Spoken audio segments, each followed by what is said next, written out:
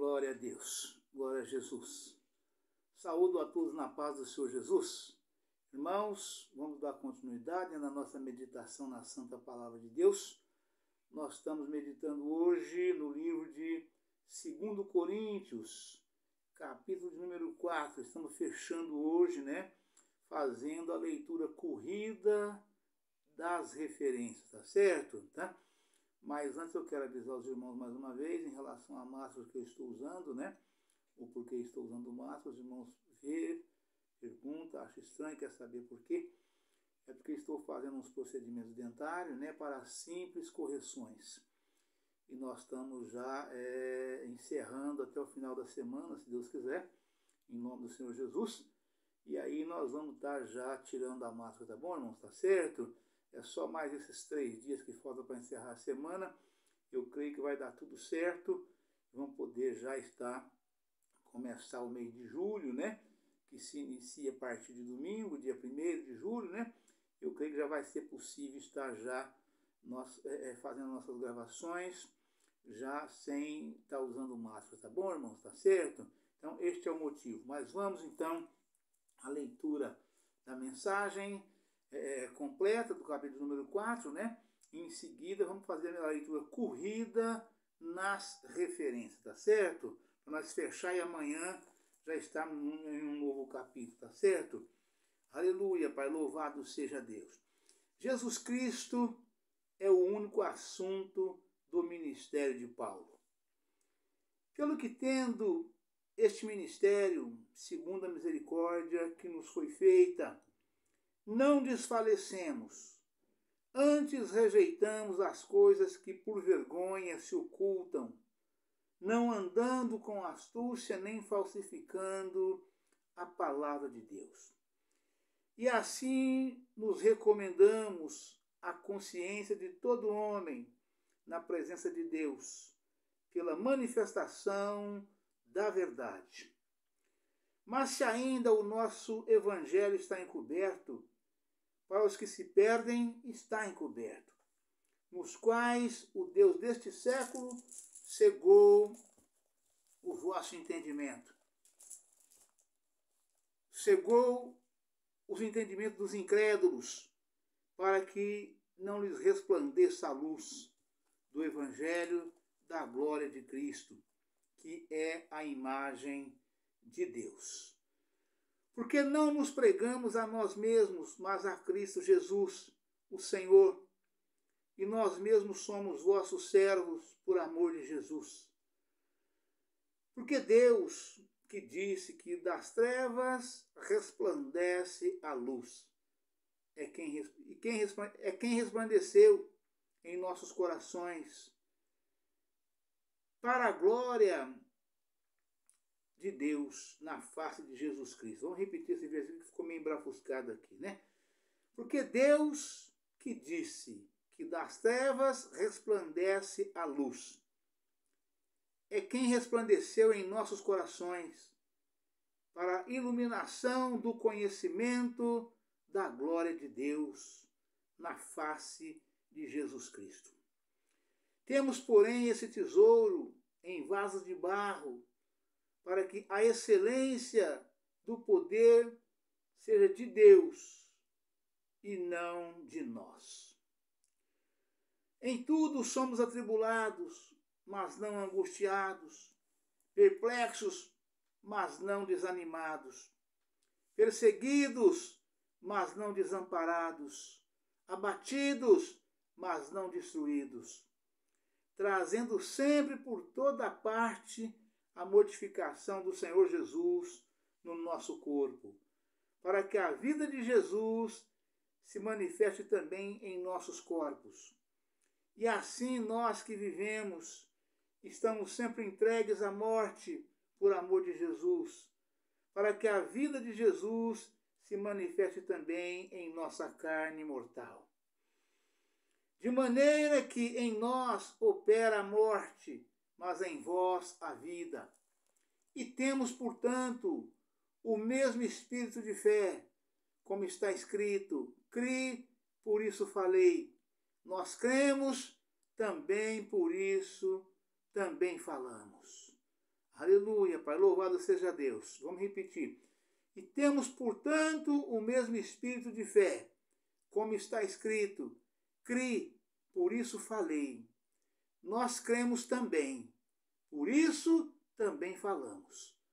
Sabendo que o que ressuscitou o Senhor Jesus, nos ressuscitará também por Jesus e nos apresentará convosco.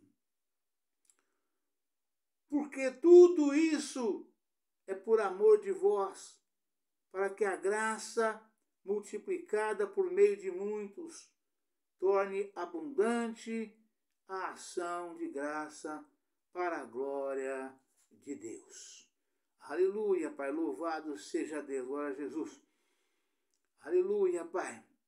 Glória a Jesus. O desígnio e efeito das aflições. As coisas visíveis são contrapostas às invisíveis. Por isso não desfalecemos, mas ainda que o nosso homem exterior se corrompa, o interior, contudo, se renova de dia em dia. Porque a nossa leve e momentânea tribulação produz para nós um peso eterno de glória muito excelente. Não atentando nós nas coisas que se veem, mas nas que se não veem. Porque as que se veem são temporais, e as que se não veem são eternas. Amém, irmãos? Aleluia, Pai, louvado seja Deus. Mas vamos, sem perda de tempo, já entrar nas referências, né? Para que nós possamos fechar o capítulo de número 4 do 2 Coríntios 2. Podemos fechar a leitura do capítulo de número 4 de 2 Coríntios. Aleluia, Pai, louvado seja Deus. O Deus deste século. O Deus deste século, ou príncipe deste mundo, é Satanás. Porque exerce poder sobre boa parte da atividade deste mundo. Ele governa como usurpador, e seu governo é temporário e não absoluto. Vamos repetir. O Deus deste século, ou príncipe deste mundo, é Satanás, que exerce poder sobre boa parte da atividade deste mundo. Ele governa como usurpador, e seu governo é temporário e não absoluto. Satanás continua agindo, mas somente segundo a vontade permissiva de Deus. Até o fim da história, Apocalipse 19, 11, 20, 10, aqueles que não se submetem a Jesus Cristo, permanecem sob o controle de Satanás. Vamos repetir. Até o fim da história, em Apocalipse 19, 11 e ao 20, 10, aqueles que não se submetem a Jesus Cristo permanecem sob o controle de Satanás.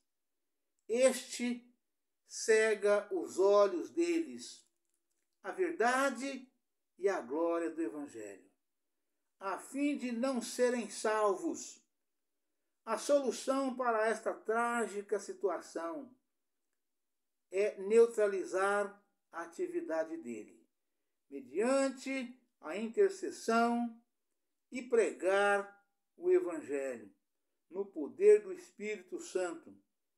Atos, capítulo 1, versículo 8. Para que o povo ouça, entenda e decida crer ou não. Versos 5 e 6. Em Mateus, capítulo 4, versículo 10. Nota sobre Satanás. Aleluia, Pai, louvado seja Deus. Esse tesouro em vasos de barro. O cristão é um vaso de barro que às vezes passa por tristezas, lágrimas, aflições, perplexidades, fraquezas e temores. Confira em 2 Coríntios capítulo 1, versículo 4, 2 Coríntios capítulo 8, versículo 9, 2 Coríntios capítulo 7, versículo 5. Mas o cristão não é derrotado por causa do tesouro celestial que nele está. O cristianismo não é a eliminação da fraqueza, nem meramente a manifestação do poder divino através da fraqueza humana. 2 Coríntios 12, versículo 9. Isso significa que em toda aflição podemos ser mais do que vencedores, mediante o poder e o amor de Deus. Romanos, capítulo 8, versículo 37.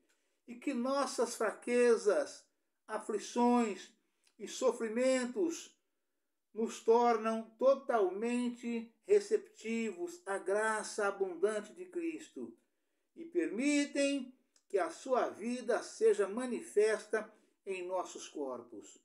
Versos 8 e 11. Confira 2 Coríntios 12, capítulo 7 ao 10. Atribulados, mas não angustiados. Se experimentamos a presença de Cristo e o seu poder em nossa vida, absolutamente nenhuma aflição, perturbação, enfermidade ou tragédia provocará nossa derrota espiritual, quando as circunstâncias exteriores se tornam insuportáveis e nossos recursos humanos se esgotam. Os recursos divinos nos são dados para aumentar e desenvolver nossa fé, esperança e força. Deus não abandonará seus filhos fiéis em nenhuma circunstância. Aleluia, Pai, louvado seja Deus. Romanos, capítulo 8, versículo 35 ao 39. Hebreus, capítulo 13, versículo 5. Entregues à morte, para que Cristo, para um cristão, ministrar vida a outra pessoa, ele deve compartilhar dos sofrimentos de Cristo e experimentar na sua própria vida a operação da morte. Versículo 12. A abnegação, a aflição, a decepção e o sofrimento por amor a Cristo farão com que nossa vida ministre a graça ao próximo. Confira 2 Coríntios capítulo 11, versículo 23 ao 29. Romanos capítulo 8, versículo 36 ao 37.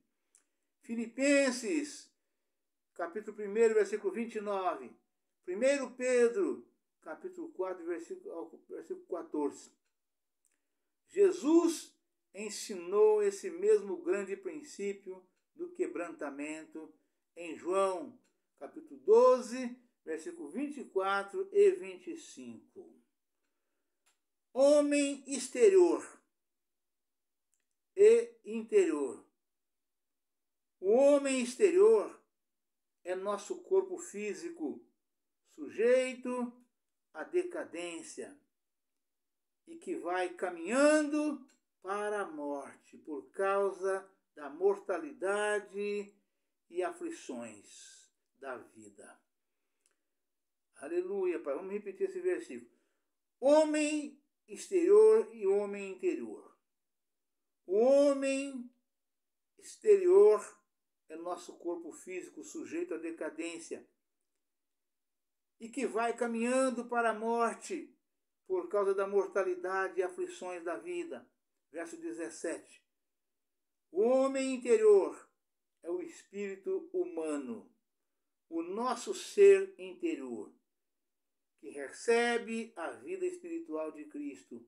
Embora nosso corpo envelheça e decaia, experimentamos a renovação contínua mediante a outorga constante da vida e poder de Cristo, cuja influência capacita a nossa mente, nossas emoções e vontade a se